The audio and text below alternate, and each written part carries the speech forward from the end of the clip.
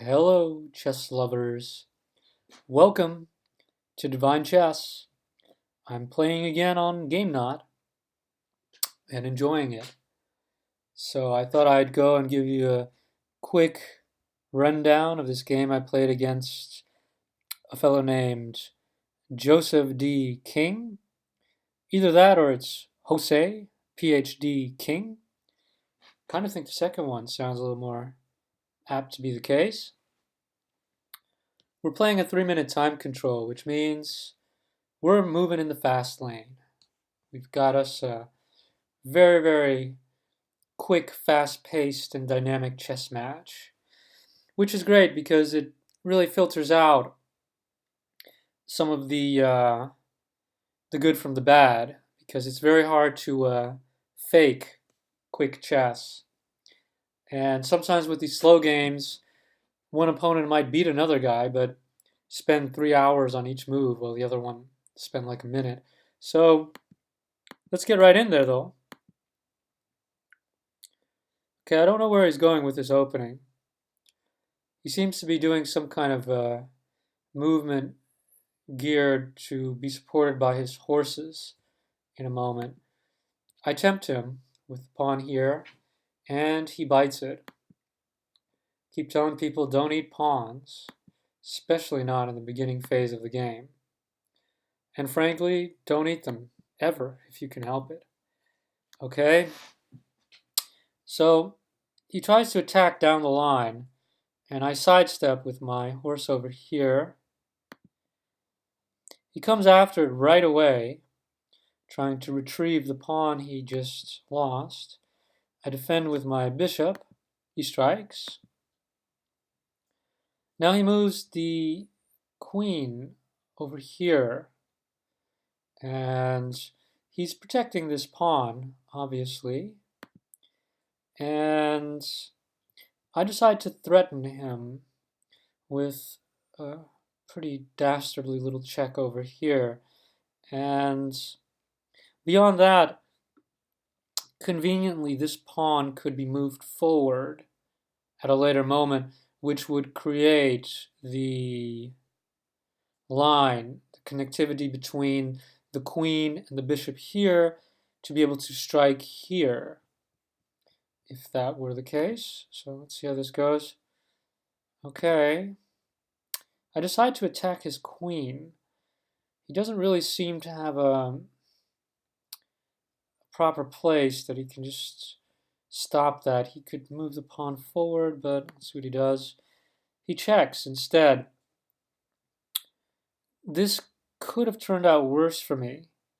If I tried to defend with a pawn here, it would have caused this whole structure here to become dismantled, partially. So what I do instead is I move my king just a space. Oftentimes we forget that a king can just be moved. We don't need to castle it. The king can be a dynamic piece, moving like any other piece on the board, and the illusion of sanctuary is something that I feel that a lot of players are losing time with. And even though castling has a distinct value in the game, it's just not always necessary. And in this case, I kind of like the way that went. Okay, so now we're stepping it up, and I've connected the queen and the bishop here. My next move would be to strike the horse here, and he will strike with his pawn, and I'll strike with my queen and check his pawn in a sort of an X-shape movement right over there. But at the same time, I'm threatening this horse over here. So he does the only possibly good move, which is to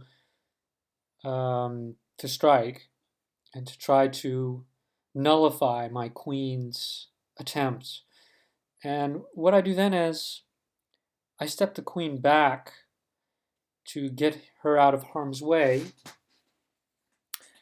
And this is opening up what would be an annoying potential if he moved the pawn here. But I've already thought about that, and I would deflect it by just moving the pawn up one here, blocking his queen from taking place.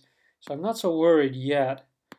Now I move my pawn here because I just want to totally section off the king from really being able to move. And it's very annoying that he's got his bishop here who is totally pinned, and also it's leaving his tower sort of stranded here, off sides, warming the bench. And on this side, he would have to move his tower again to create space here for his king to move. So I like this. And what he does is he jumps forward, but it's good to know that whenever you see this position with the king, this is a very vulnerable position. And at this point, any strike is fatal. And when I check him here, he's actually been checkmated because he has no answer. There's nothing to throw in front of the king. There's nowhere to go. So that ends our game. And this is actually a totally understandable how he might overlook this movement and go for this shot down the line here, which is actually a totally understandable move.